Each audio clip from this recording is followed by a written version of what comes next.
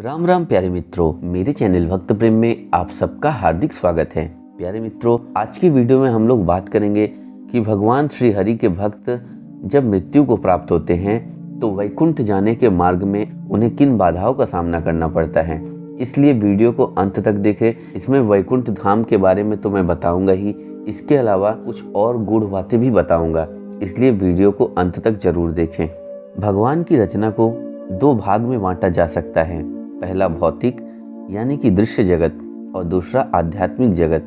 दृश्य जगत में हमारी पृथ्वी ग्रह भी है, जहाँ के निवासी हम हैं। पृथ्वी की ही तरह भगवान ने कई अन्य भौतिक रचनाएं भी की हैं, जहाँ जीवन भिन्न भिन्न रूप में उपलब्ध है। लेकिन आज भी हमारा विज्ञान इतना विकसित नहीं हो पाया है कि हम अंतरिक्ष में मौजूद उन प्राणियों तक अपनी पहुंच बना सके।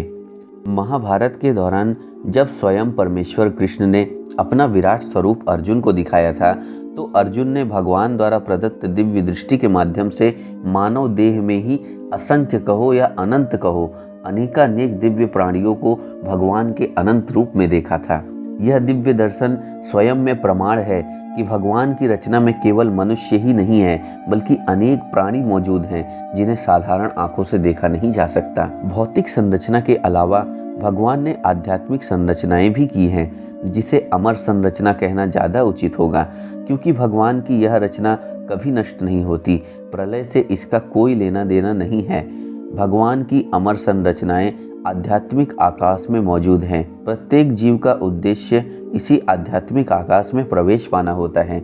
इसी आकाश में असंख्य ऐसे ग्रह या धाम हैं जहां अगर जीव एक बार पहुंच जाता है तो उसे दोबारा भौतिक जगत में जन्म लेना नहीं पड़ता है। इसी आध्यात्मिक आकाश में वैकुंठ धाम स्थित है। वैकुंठ धाम हमारे ब्रह्मांड से बाहर है और यह 3 लोकों से ऊपर बताया गया है। यह धाम दिखाई देने वाली प्रकृति से 3 गुना बड़ा है। इसकी सुरक्षा के लिए भगवान के 96 करोड़ पार्षद तैनात रहते हैं। वैकुंठ में भगवान नारायण अपनी 4 पटरानियों श्रीदेवी, भूदेवी, नील देवी एवं महालक्ष्मी के साथ निवास करते हैं। जो व्यक्ति जीवन पर्यंत भगवान नारायण की भक्ति करता है और उन्हीं का स्मरण करते हुए अपने देह का त्याग करता है, वह मरणोपरांत वैकुंठ धाम में प्रवेश कर परम पद को प्राप्त करता है तथा वह वैकुंठ में ही वास करने लगता है।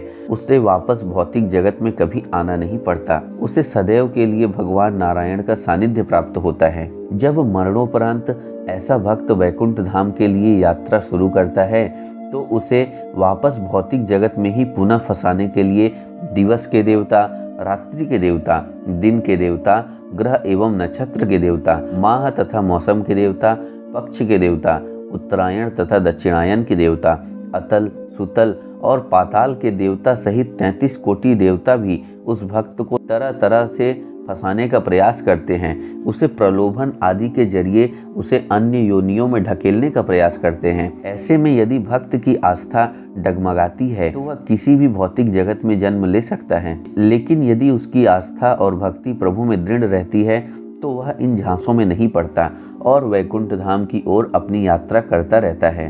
भक्त की विष्णु शरणागति के कारण ही ऐसे भक्त को ये सभी देव एक पाद विभूति की अंतिम सीमा तक छोड़ने जाते हैं और त्रिपाद विभूति के बाहर प्रवाहित होने वाली विरजा नदी के तट पर छोड़ देते हैं। इसी एक पाद विभूति में हमारा संपूर्ण ब्रह्मांड और सारे लोक अवस्थित हैं। वैकुंठ धाम और एक पाद विभूति के बीच विरजा नदी बहती है और यहीं से त्रिपाद विभूति शुरू हो जाती है, जो कि वैकुंठ है। वैकुंठ धाम की ओर बढ़ने वाली जीवात्मा को सभी देवता जब विरजा नदी के किनारे छोड़ जाते हैं तो वह जीवात्मा नदी में डुबकी लगाती है और डुबकी लगाने के बाद उस जीवात्मा को भगवान विष्णु के पार्षद भक्तों की तरह चतुर्भुज रूप प्राप्त होता है।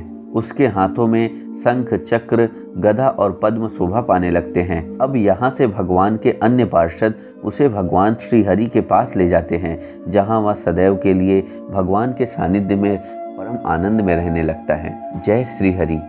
धन्यवाद मित्रों। वीडियो अगर अच्छी लगी हो तो चैनल को सब्सक्राइब करें। फिर मिलते हैं अगली वीडियो में। आज के लिए आज्ञा चाहता हूँ।